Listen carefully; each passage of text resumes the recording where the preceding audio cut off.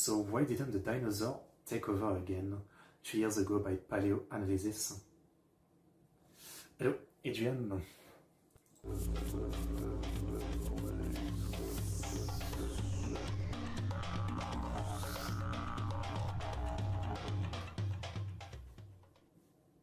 So I've had a lot of fun talking about the complete history of the Earth, and I gotta admit, considering how limited the information is that we have to go on, I'm really impressed with how much all of you seem to have liked this concept. Because of the fact that I was starting at the very beginning, I was definitely expecting that series to have a slow start when it comes to views. But damn, looking at the numbers, it seems almost like you guys like hearing me talk about the Earth before there was even anything alive on it, even more so than you like my museum adventures.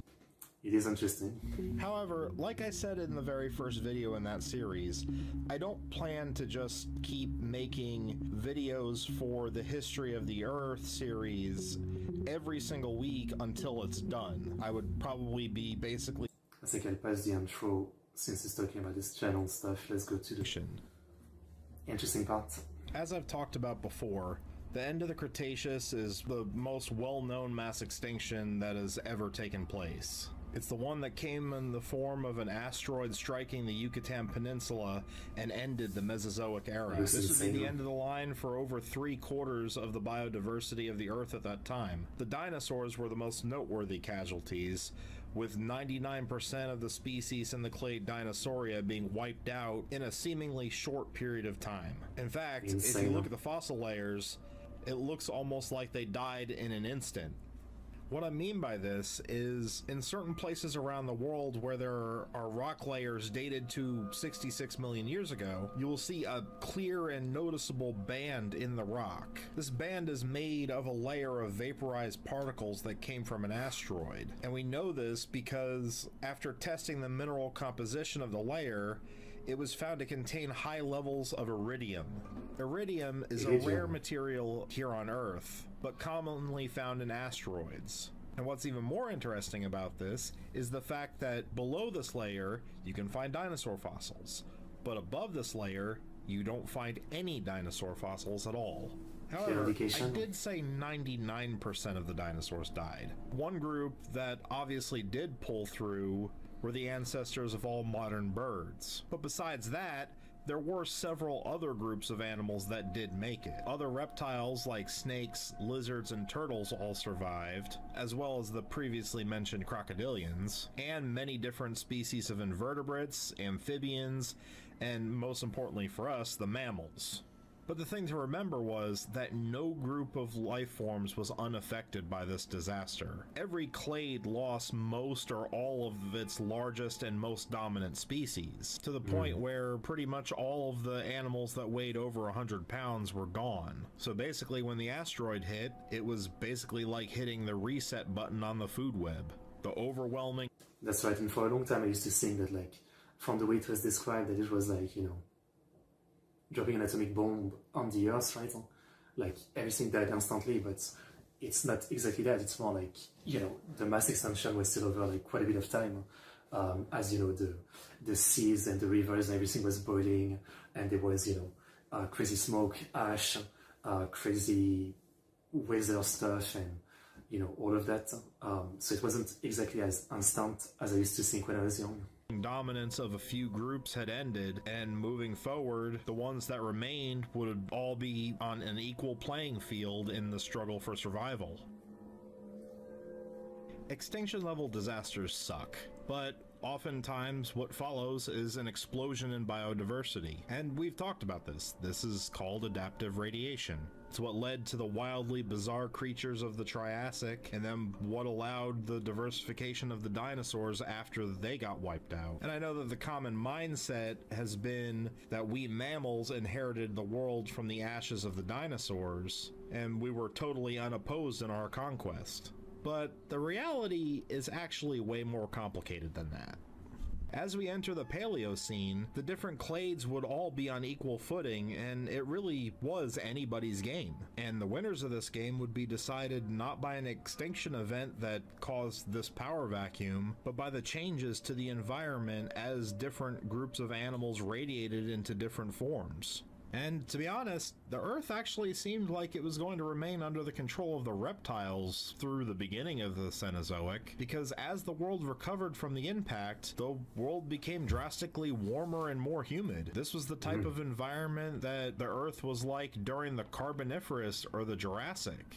And the main animals that benefited the most from this type of global ecosystem are exothermic animals like reptiles and arthropods. Endothermic groups like mammals and birds are really at a disadvantage in this type of environment. Or whatever they're and called. Everyone tends to benefit from more abundant food, and that's pretty much what tropical ecosystems tend to provide. But it's the exotherms that actually benefit from the climate itself in these types of situations. And we know that during the Eocene and Paleocene, the world was covered in swamps and tropical forests from pole to pole.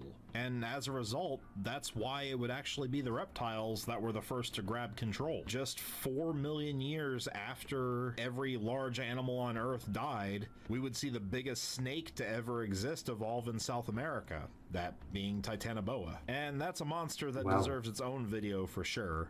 But it wasn't actually the only... I always remember some shitty 80s movie. I mean, it was shitty, but I loved it at the time.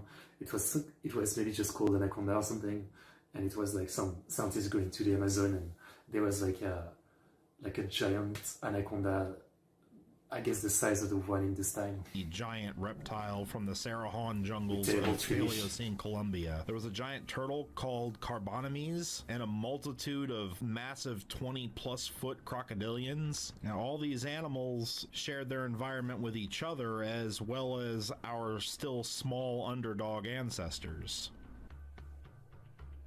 During the course of the Mesozoic, the dinosaurs evolved into a staggering number of varieties. Most of the megafaunal roles were filled by them, and they literally adapted to every environment on Earth. And the lineage that would eventually lead to birds had already evolved during the Jurassic. However, the early avian dinosaurs ran into a bit of a problem when they started to evolve flight. This put them in direct competition with the already established rulers of the sky, the pterosaurs. And birds would largely be kept down by them the same way that large dinosaurs would keep our ancestors down. There are a few exceptions to this, but in broad terms, birds were mostly in a similar boat to mammals. And just like with the mammals, their luck would change after the extinction removed 99% of the dinosaurs, because it also would remove 100% of the pterosaurs. And in the global 100%. Greenhouse that followed, the birds would have the same opportunities and challenges presented to them as with our ancestors. And we see the birds actually start to evolve a similar body plan to large theropods in many different groups by giving up flight and becoming bipedal land animals once again. One of the earliest examples of this was a large bird called Gastornis, a 500-pound behemoth of its time that for over a century we believed had been a vicious predator that preyed on tiny cat-sized horses with alcohol dependency issues. What? Throughout the afternoon, they have continued to eat the fermenting grapes off the ground. They contain only the smallest amount of alcohol, but it is enough to dull their usually sharp senses. I think this is the show I talked about many times, where the host, Nigel or whatever, goes back in time to look at dinosaurs, and I used to love that show when I was young. And it was one of the shows that made me really into dinosaurs and made me kind of want to be an archaeologist, which is what I used to say when I was young, even though I was never serious about it. It's more like, I like dinosaurs and that's it. However, it's now widely believed that these guys were actually herbivores and used their powerful beaks to feed on nuts and fruit. I actually ran a poll on Instagram once and asked everyone what they thought about this reimagining of Gastornis. And well, I guess people just like their giant, flightless, carnivorous bird too much to accept anything else at this point. But for those of you who think that this is an attempt at neutering an apex predator, like that time some guy tried to slap the label of cowardly scavenger on T-Rex, just remember, we have a large flightless bird today that lives on a diet of fruit and seeds, and it's widely considered the most dangerous bird alive today. So if you think of Gastornis as a cassowary only 4 times bigger, suddenly it doesn't seem like such a downgrade by calling it a herbivore. But whether it fed on tiny horses or fruit, this was the first attempt that birds made to reclaim their ancestors' throne. But it would not be the last. The thing is, as we move forward from the Paleocene and Eocene, one group of animals' ability to rule the entire world was about to hit some difficulties that dinosaurs didn't have to face during the Mesozoic. Okay. By the end of the Eocene, there were 3 primary classes of vertebrate that were in the running for terrestrial dominance: the reptiles, the birds, and the mammals. But the thing is, the world they lived on was very different from the one that their ancestors lived on tens of millions of years ago. During the late Paleozoic and Mesozoic, animals could travel across one massive landmass on foot with no major obstacles in their way besides the occasional mountain range. During the Cenozoic, however, the supercontinent Pangaea had drifted apart, causing oceans to become natural barriers for the expansion of different animal groups. It no longer became achievable to take over the world, because it was all but impossible for any large-bodied organisms to spread across the entire globe. This became even more difficult at the beginning of the Oligocene, when the North and South Pole began to freeze. Now, for one thing, this would spell the end for an entire continent of terrestrial life. The ice also... Like, I'm nodding my head a lot, like I know, but I don't. So I'm nodding my head along because I'm learning everything. Like, so much of this I have no idea. I had no idea that, you know, how or why, you know, Antarctica happened and stuff like that, you know. Made travel between different land masses more complicated I can't really comment on anything. And it started to make certain regions of the world less suitable for some animal groups than others. So basically, from the Oligocene onward, the name of the game wasn't to take over the world, but to take over the region of the world that you could get to and that you were best adapted for. Some continents remained partly connected either permanently or periodically when the glaciers receded and sea levels still remained low enough. This was the case for pretty much the entire northern hemisphere and down into Africa. And because the drop in humidity made the global jungles disperse in favor of more open grassland and temperate woodland, the mammals did well across that entire region. Mammals with their endothermic metabolisms had an advantage over reptiles, and their ability to store body fat as insulation made them more well-suited to the colder regions than the birds. But the really interesting story is what was found on the 2 continents that were isolated from North America, Eurasia, and Africa. In Australia, after it broke away from Antarctica, this became the last continent to support a tropical rainforest across the majority of the landmass. And when it eventually started to dry out, it would be replaced by desert and scrubland. This environment proved to be perfectly suited to the giant cold-blooded reptiles, and they were ready to take advantage of this. But for the purposes of answering the question posed to me that inspired this video, we'll need to shift focus to the other isolated landmass on the other side of the world. South America was in a similar situation. What do you want? Get away from me, you freaky little talking amoeba. Okay. Go, shoo, get, yeah. Whatever is it? Hey everyone, this is Tim. He's been following me around for the past week, so I decided to give him a name. I think this one's broken or something. Anyway, with that interruption out of the way, South America was in a similar situation to Australia in many ways. The last time it was connected to another landmass was when it pulled away from Antarctica, but instead of remaining a jungle and everything drying out into a desert, it largely became a tropical grassland.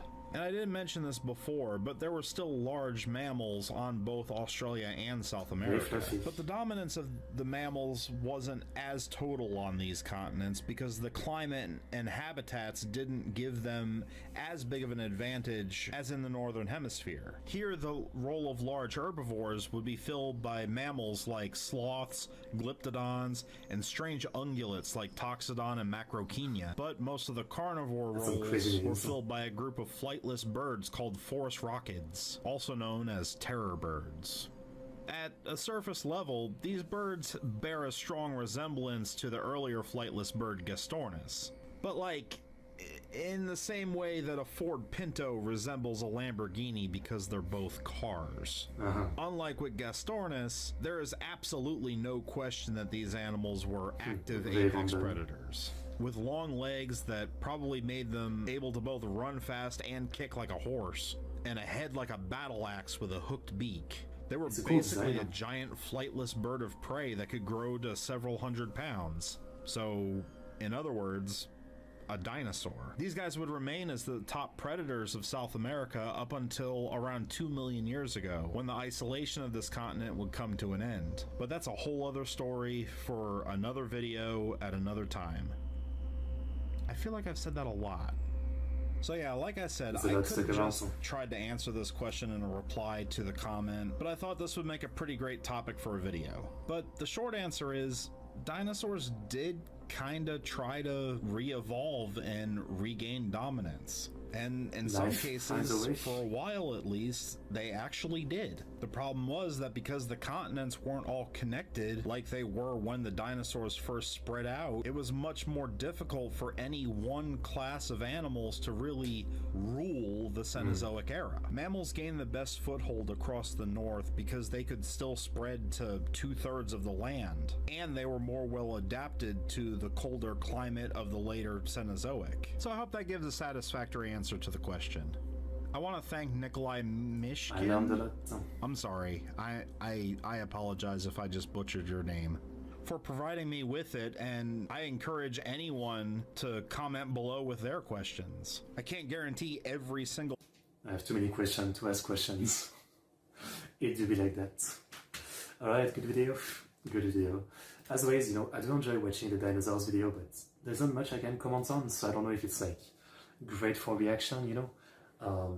It's like I'm kind of learning all of this, so I don't really have much to comment on except like cool dinosaur, cool bird, and wow, it kind of feels like, you know, might not be the best content for reaction. Interesting video though.